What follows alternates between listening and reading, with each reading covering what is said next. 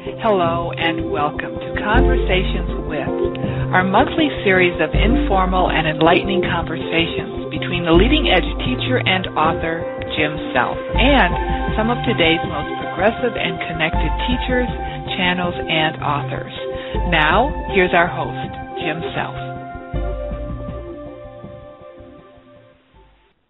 Hello, welcome. It's very nice to be with you as always. With this rapidly unfolding shift of conscious awareness, there are fascinating experiences you are now encountering, whether you're conscious of this or not. Two of the most significant are you are losing your past relationship to the past, and time no longer exists in the same way as you have known it. With no past to create your future and no future time to worry about the past successes and the failures, the opportunity to create and experience yourself in a new present time moment holds unlimited possibilities. So with me today is someone who I appreciate both as a friend and a very capable spiritual teacher, Steve Rother. And we would like to talk about these unlimited possibilities in this present time moment in this session with you today. Talk a little bit, Steve, about that relationship that you now developed with the timekeeper and the Elron, I think that's how you pronounce his name, and how this is a little bit of shift from what you've been doing all along, and how this information is beginning to directly relate to this shift that we both are very conscious of happened in December. Right. Well, we have, I've been channeling the group for a collective of beings who have gone nameless, basically, because they said that their message was about love and love on the internal basis, and it couldn't be defined by labels. So it's been kind of a difficult message to get out because of that. But in reality, it has been a very beautiful experience that I've had channeling this group of entities, very much like my personality, because it's a collective of the group. And then we go through all this craziness that we have gone through on this planet to get to the other side of this portal, which is what I call the time. The center of the portal to me was the time between 12/12/12 and December 21st. And of course, we all were trying to do everything we could to make it easy to fall into the portal and to go through the process instead of going kicking and screaming. And we all played a huge part in that. Very successful at that too, all of us. And it was really, really wonderful because we made a wave of energy here. But just before that happened, several things happened in my life. I almost lost my wife. Barbara got very, very sick and almost died. And, of course, with that, your whole world changes very quickly when something like that happens. Your world gets very small. And during this time is when the keeper, the timekeeper, and Ilra came in. And I never had dreamt this. Now, we had just written a book that we have just put out. We're actually going to be giving it away on our new website in just a matter of days. It's not quite open yet, but pathstoempowerment.com will be giving that small book, about 100 pages away for free. And we wrote this book in a story form. Well, several of these characters that were introduced to me in the very beginning of my work 17 years ago as the group or characters within the group. And one of them was Ilra, who was a very, very dear friend of mine. And one of them was the keeper of time, who basically only had one responsibility in the book, and that was to drop his finger when the collective vibration of humanity could receive the new information, when it was time for the change. And I just thought it was really nice that, they had brought these members up and they talked about some of the other members of the group. I was always told that there were 9 in the group, and that I was one, and there was 8 of them. But that's really all, and I hadn't received much information. So suddenly I start talking in this really strange accent that kind of freaked me out in the beginning. It's a very heavy accent. I mean, I do diction fairly well, so I'm somewhat of a trained speaker after all these years, and here I am in this very flippant attitude from a spirit, and I didn't expect it. And so there are 2 entities now that have come in as what they call singularities. And the reason they've come in now is because we can hear much deeper into these areas than we could before. we couldn't accept all the information before. We could only do so much with it. And now we can delve much further into it and actually grasp many of these concepts that were just out of our reach before the 12-12-12. And sure. Because of that, they started this ramp up and all this information, and all of our information since the 21st of December is about your new relationship to time, which is exactly what you just said, what you were just talking about as you introduced this segment. Yes. And that's exactly what the timekeeper, Ilra, has been going a different direction. He's been working with the physical body. He's been working with our communication because that's his expertise. He's actually from rhythm. He communicates through rhythm and has taught me a lot through rhythm. And he's teaching us about communication, spirit communication, and what it's like to be at home. And the timekeeper keeps blowing my mind because he keeps giving us these little tiny things, these little tiny visuals that make something that was not understandable. And so many of these concepts have been around for a while, but this whole idea of circular time, for me, just completely put everything in a very clear picture. And he has two elements that he's really working with here. One of them is called the time imprint, which in very basic terms is just the now moment. And as you have said many times in your work, we spend so much time in our past, and we project it into the future. We carry all this baggage with us. Well, the third dimension doesn't exist anymore. Those doors have closed. So if you insist on carrying that baggage with you, it's going to get about 5 times heavier. And that's exactly what he's been talking about and clearing it, because what he says is we are in this now moment. What we do with this now moment actually determines our future, because this moment slips into our past.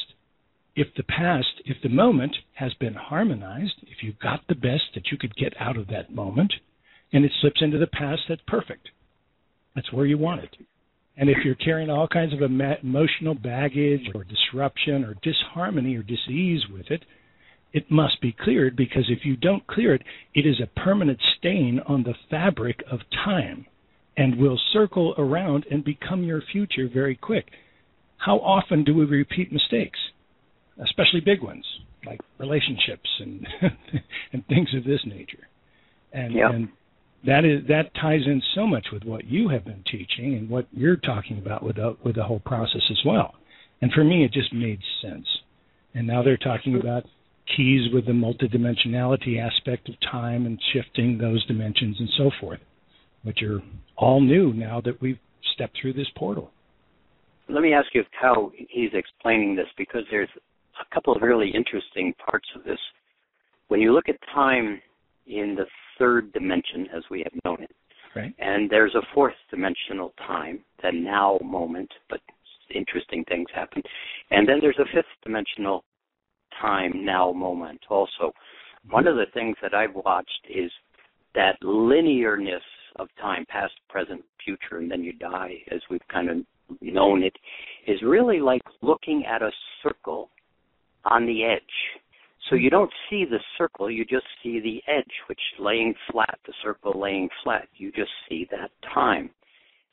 When we play with it in that third dimension, we simply keep looking back at the past in order to create our future. I don't want this to happen in my future, or, I hope this will happen to me in my future. The interesting thing that I've watched is when you change dimensions, and this is a different subject, but when you change dimensions, you make a 90-degree shift in consciousness. And when that happens in fourth dimension, that linearness, that looking at the side of the circle, all of a sudden the circle rotates 90 degrees. Now you're looking at a circle. In the fourth dimension, you still wind up moving your attention to the past in order to understand something, but you don't drag the emotion with you necessarily.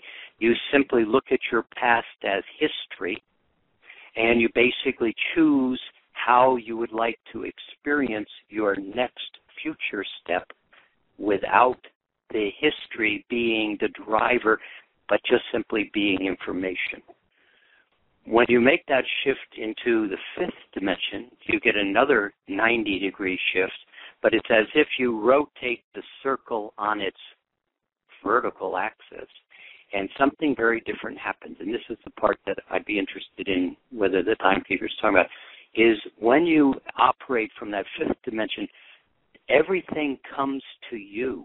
You don't go to a history as information or as an emotion. You basically think from the information, and the future gets created in that same moment of time. Yes. Have they talked about this from that standpoint? Yes, we've been talking a lot about this, especially in our Lightmaster course, because the Lightmaster course is where we basically develop all the new information coming through. And one of the key elements about the whole dimensionality of time is that we, number one, it's not real. So we need to understand that it is an illusion, and that many times when we apply standards to time, that they don't really exist. They only exist in our imagination, our story. If a person, and science will agree with this, because if a person is too and another person, they actually experience time differently. Yes. And actually, it's absolutely true. It's part of Einstein's theory of relativity. So we all experience, according to our relationship to the core of the Earth, we experience time a little bit differently. And all this was new to me. He's been talking a lot about these pieces. Now, here's the interesting part. In quantum mechanics, in the quantum sciences, inside the atom, there is a very interesting phenomena that they're still working with. It's the twin theory. It is basically the two particles that can be totally separated that have instantaneous communication. And the reason it's so fascinating to them is it appears to break the standard of the speed of light being 186,000 miles per second, and nothing can go faster than that, according to Einstein. And it doesn't really do that because they're actually a part of each other. And they're discovering this thing called quantum non-locality. Well, quantum non-locality also has a very interesting aspect to it. And it basically says that there is order to the universe, but it's only seen when it is observed. And there are all kinds of fascinating experiments about simply being able to observe light with either a camera or an eye or anything of that nature, to observe something and having it change just before the camera was presented. And if we really actually have evidence that we are creating everything in front of us. And that's exactly what all of these spirits have been telling us for years. We're just trying to learn how to run this now. But now the quantum mechanical world is coming to the same conclusion that you just spoke about. That literally a lot of this is a reflection of us. Much of our world we create just before we step into it. Now the fabric that we created on is a circle, and that's where we run into challenges sometimes. I just had to explain this to somebody, and in one of our courses in Belgium, and I pulled out this really old fancy pen, and I passed it around to everybody. I said, "This is from Einstein's office." So this was one of Einstein's pens, and they're all holding it up and being real careful with it and stuff. And then I told them, no, it's not really from Einstein's office. I just wanted you to feel what that felt like. Right. Nice. If you really felt that was from Einstein's office, you would revere that piece of metal, would you not? And everybody agreed. And everybody agreed that if it was from Jeffrey Dahmer, the serial killer, that they wouldn't have it in the same room with him. Well, that's exactly what we do. How we experience every moment determines about the imprint that we put on the fabric of time. And if it is unclear, it circles around and we get a chance to do it again, over and over and over again. And that's what's really changed, is we're starting to become aware of it. We can see how it works. We've always known that we have to go back and clear our past and release some of the energies that we carry forward. But here's an interesting concept, too, that you might like, Jim, that he started to talk a lot about. He says we store positives in the future, and many times we hide our negatives in the past. So exactly. most of the time, when we have hope, we put it in the future. Even if we have a beautiful experience, we put it in the future, hoping that we can have that experience again. and we store it in the future. But negative stuff we hide firmly in the past. And that's what gets to be problematic as time goes forward and it circles around and we get to deal with it again. Yeah, yeah. Now, you know, in my awareness, one of the things, the reason I raised that issue of third, fourth, fifth dimension is you have to pass through this fourth dimension to get to the fifth dimension. You can't get there without going through this fourth dimension. But this space you're defining right now where those imprints come back to affect you is very much in that astral plane and very much in this fourth dimensional space where the circle rotates in such a way that you live your past again in your future. Mm-hmm. But when you start to step into this fifth dimensional space, in that space, it's not a physical place. It's a state of consciousness. In that state of consciousness of well-being and beauty and grace, happy, harmonious, appreciation, those types of words, those types of feelings. Just like the shift in feeling, or if you believe it is, you believe you're correct, or if you believe it is not, you're correct. Just like with Einstein's pen, you create a vibrational field of belief. In that fifth dimensional space of belief, though, that past aspect no longer exists. Even though you store your are not okays in your past in that third and fourth dimensional time construct, when you step into that fifth dimension, that all falls away. You can't take that baggage with you. Then it begins to get very interesting, where you're talking about effectively what is kind of called the causal body, where you as a soul store all those wonderful memories and experiences. They begin to be what you live. And this is what's so exciting about this shift. Well, I think it's marvelous. And I think the people that have the biggest challenge we have about it is that many people have obviously woken up one day, things have changed, but they're still trying to repeat the same thing over and over and over again. And that's why they were talking about your emotional baggage and letting go of it. You're absolutely correct. There's no space for it. There is no part of reality where this is going to work the same as it did in the lower vibrations that we've just stepped out of. Right. I think that's why we're having so many shootings all over the world and people pushed right to the edge because they're trying to carry that stuff with them and live the same way that they were. Because I think all of humanity has now collectively reached this fifth dimensional vibration, and as a result, I think we're having a lot of challenges harmonizing the lower end of it. One of the things I find that's so fascinating about stepping into that fifth dimension is we've been really given a single word as a vibration, and it's wonderful on the face of it, but it is very challenging on the face of it also, and that is you've been given your freedom.